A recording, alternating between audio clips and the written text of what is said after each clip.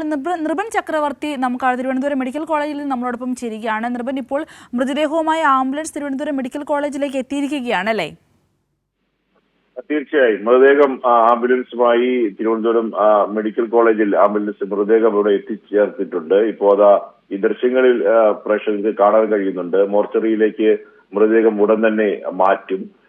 ഒപ്പം തന്നെ അവിടെ നിന്ന് കമലേഷ് സൂചിപ്പിച്ചതുപോലെ ഈ ഗോപന്റെ മൂത്ത മകൻ, ആദ്യ മകൻ കൂടി ഇവിടെ എത്തിക്കുന്നുണ്ട്. കാര്യം പോസ്റ്റ്മോർട്ടം നടപടികളുടെ ബന്ധപ്പെട്ട ഈ കാര്യങ്ങൾക്ക് വേണ്ടിയാണ് മകനെ കൂടി ഇവിടെ ആശുപത്രിയിലേക്ക് എത്തിക്കുന്നതെന്നാണ് നമുക്ക് ലഭിക്കുന്ന വിവരം. ഇപ്പോ മോർച്ചറിയിലേക്ക് മൃതദേഹം മാറ്റുന്നതിന് വേണ്ടി ആംബുലൻസ് അകത്തേക്ക് പ്രവേശിക്കുന്ന ദൃശ്യങ്ങളാണ്. മൃതദേഹം ഇതിനകത്തേക്ക് പ്രവേശിച്ചാൽ ഉടൻ തന്നെ പോസ്റ്റ്മോർട്ടം നടപടി പ്രധാനപ്പെട്ട പത്തോളജിസ്റ്റിന്റെ നേതൃത്വത്തിൽ, സംഘത്തിന്റെ നേതൃത്വത്തിൽ ഉടൻ തന്നെ ആരംഭിക്കും. ഇതിന്റെ പരിശോധന ഏറ്റവും നിർണായകമാണ്. നേരത്തെ കമലേഷ് സൂചിപ്പിച്ചതുപോലെ പോലീസ് പറയുന്നത് പോലെ ഈ കേസുമായി ബന്ധപ്പെട്ട അന്വേഷണത്തിൽ ഏറ്റവും നിർണായകമായ ഈ കാര്യങ്ങളിലേക്ക് കടക്കുകയാണ്. അത് ഈ പോസ്റ്റ്മോർട്ടമാണ്. മരണത്തിന്റെ കാരണങ്ങൾ അറിയേണ്ടത് പ്രത്യേകിച്ച് ഈ ശാസ്ത്രീയ പരിശോധനയിലാണ്. ഈ ഗോപൻ മരിച്ചത് എപ്പോഴാണ്, മരണ കാരണം എങ്ങനെയാണ്, ഇതിൽ എന്തെങ്കിലും തരത്തിലുള്ള അസ്വാഭാവികതയുണ്ടോ എന്നതാണ്. മൃതദേഹം ഇപ്പോൾ പുറത്തെടുക്കുന്ന ദൃശ്യങ്ങൾ ഈ നിമിഷം പ്രേക്ഷകർക്ക് കാണാൻ കഴിയുന്നുണ്ടാവും. കാരണം ഈ പീഠത്തിൽ ഈ പ്രത്യേക സ്ഥലത്ത് സമാധിയിൽ ഇരുത്തി എന്ന് മകൻ പറയുന്ന ആ സ്ഥലത്ത് ചെന്ന് അതേ പൊസിഷനിൽ തന്നെ മൃതദേഹം പുറത്തേക്ക് എടുക്കുകയായിരുന്നു. അവിടെ നിന്ന് എടുത്ത മൃതദേഹം ആംബുലൻസിൽ മോർച്ചറിയിലേക്ക് കൊണ്ടുവരുന്ന ദൃശ്യമാണ്. അതേ ഈ പീഠത്തിൽ ഇരിക്കുന്ന ആ കാലുകൾ പിണച്ച് ഇരിക്കുന്ന പൊസിഷനിൽ നിന്ന് തന്നെയാണ് മൃതദേഹത്തെ പുറത്തേക്ക് എടുത്തത്. അവിടെ നിന്ന് ആംബുലൻസിൽ മൃതദേഹം മോർച്ചറിയിലേക്ക് കൊണ്ടുവന്നു. മോർച്ചറിയിലെ അകത്തേക്ക്, കവാടത്തിനകത്തേക്ക് കയറ്റുന്ന ദൃശ്യങ്ങളാണ് ഈ നിമിഷം പ്രേക്ഷകർ കാണുന്നത്. ഇനി ഇതിന്റെ നടപടിക്രമങ്ങളിലേക്ക് ഉടൻ തന്നെ ആരംഭിക്കും. ഇനി അകത്തേക്ക് നമുക്ക് പ്രവേശിക്കാൻ കഴിയില്ല.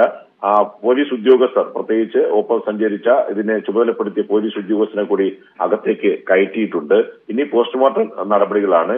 പോസ്റ്റ്മോർട്ടം നടപടികളിൽ ഏറ്റവും പ്രധാനപ്പെട്ട കാര്യം ഞാൻ നേരത്തെ സൂചിപ്പിച്ചതുപോലെ പ്രത്യേക ഈ കാര്യങ്ങളിൽ പ്രത്യേക തരത്തിൽ പോസ്റ്റ്മോർട്ടത്തെ സംബന്ധിച്ച് ശാസ്ത്രീയമായി അറിയാവുന്ന പെത്തോളജിസ്റ്റുകളുടെ തിരുവനന്തപുരം മെഡിക്കൽ കോളേജിലെ പ്രത്യേക സംഘമായിരിക്കും ഇത് പോസ്റ്റ്മോർട്ടം നടപടികൾ ചെയ്യുക. ആ നടപടിക്രമങ്ങൾ പൂർത്തിയാകുന്ന മുറയ്ക്ക് വിവിധ തരത്തിലുള്ള പരിശോധനയുണ്ട്. ഞാൻ നേരത്തെ തന്നെ സൂചിപ്പിച്ചതാണ്. ഇതിന്റെ സാമ്പിളുകൾ എടുക്കും. ആന്തരിക അവയവങ്ങളുടെ സാമ്പിൾ എടുത്ത് രാസപരിശോധനയ്ക്ക് അയക്കും. ഒപ്പം തന്നെ മരണത്തിന് കാരണമായിട്ടുള്ള എന്തെങ്കിലും തരത്തിലുള്ള ശരീരത്തിൽ മാരകമായ മുറിവുകളുണ്ടോ എന്ന കാര്യം പരിശോധിക്കും. ശ്വാസതടസ്സം, ശ്വാസം മുട്ടി മരിക്കുക, അങ്ങനെ എന്തെങ്കിലും തരത്തിലുള്ള അസ്വാഭാവികതയുണ്ടോ എന്ന കാര്യം പരിശോധിക്കും. ഇത്തരം കാര്യങ്ങൾ, ശരീരത്തിലെ മുറിവുകളടക്കം ഏതെങ്കിലും തരത്തിലുള്ള വിഷപദാർത്ഥങ്ങൾ ശരീരത്തിനുള്ളിലേക്ക് പോയിട്ടുണ്ടോ എന്ന കാര്യങ്ങളൊക്കെ തന്നെയാണ് ഈ പോസ്റ്റ്മോർട്ടം ഈ നടപടികൾ ഏറ്റവും പ്രധാനം. ഒപ്പം തന്നെ മരണം നടന്ന സമയവും ഏറ്റവും പ്രധാനപ്പെട്ട കാര്യമാണ്. കാരണം ഇത് മകനും വീട്ടുകാരും പറഞ്ഞ മരണ സമയത്തെ സംബന്ധിച്ച് മകനും ഈ ഗോപന്റെ ഭാര്യയെ പറഞ്ഞ സമയക്രമത്തിൽ വലിയ വ്യത്യാസമുണ്ടായിരുന്നു. കാരണം 11 മണിക്ക് മുൻപ് മരിച്ചു എന്നാണ് മകൻ പറഞ്ഞത്. പകൽ 11:30-ക്ക് ശേഷം മകൻ മരിച്ചു, ഇദ്ദേഹം ഗോപൻ മരിച്ചു എന്ന് മകൻ വന്ന് പറഞ്ഞു. അങ്ങനെ അറിഞ്ഞ് പോയപ്പോഴേക്കും ശ്വാസം നിലച്ചിരുന്നു എന്നാണ് ഭാര്യ പറഞ്ഞത്.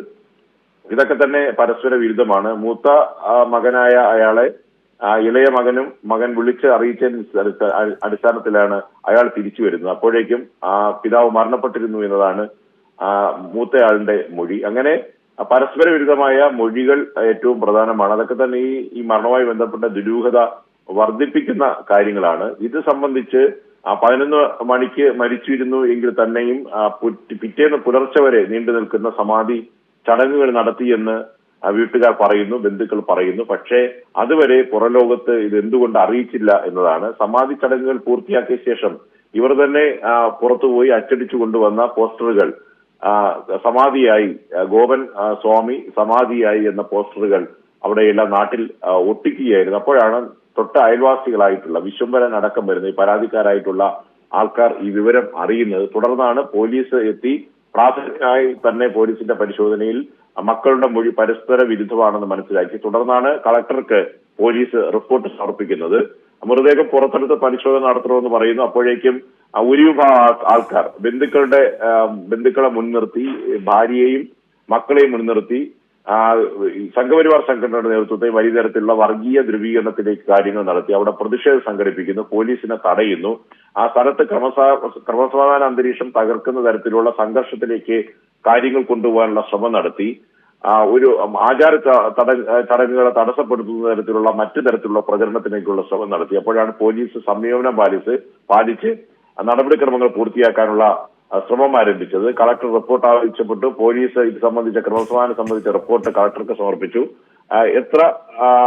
എന്ത് തരത്തിലുള്ള എതിർപ്പുണ്ടായിരുന്നാൽ ഇക്കാര്യത്തിൽ മരണത്തിന് ദുരൂഹത സംബന്ധിച്ച് ശാസ്ത്രീയ പരിശോധന നടത്തും എന്ന ഉറച്ച നിലപാട് തന്നെയായിരുന്നു പോലീസിനും ജില്ലാ ഭരണകൂടത്തിനും. ഇതിനിടയിൽ മക്കൾ ഹൈക്കോടതിയെ സമീപിച്ചു. ഹൈക്കോടതിയിൽ നിന്ന് വലിയ തരത്തിലുള്ള തിരിച്ചടി നേരിട്ടു. ഹൈക്കോടതി പറഞ്ഞത് ഈ മരണം സ്ഥിരീകരിച്ചത് ആരാണ്, ഡെത്ത് സർട്ടിഫിക്കറ്റ് കൈവശമുണ്ടോ, ഇക്കാര്യങ്ങളിലുള്ള അന്വേഷണത്തിന് സഹകരിക്കാതെ എന്തിനാണ് ഭയപ്പെടുന്നത് എന്ന തരത്തിലുള്ള രൂക്ഷമായ വിമർശനമാണ് ഹൈക്കോടതിയുടെ ഭാഗത്തു നിന്ന് ഉണ്ടായത്. ഇതിനൊക്കെ ശേഷമാണ് ഇന്ന് രാവിലെ തന്നെ പോലീസ് നടപടികൾ ആരംഭിച്ചത്. നെയ്യാറ്റിൻകര ഡിവൈഎസ്പിയും നെടുമങ്ങര ഡിഎസ്പിയുടെ നേതൃത്വത്തിലുള്ള പ്രത്യേക പോലീസ് സംഘം രാവിലെ തന്നെ എത്തിച്ചേർന്നു.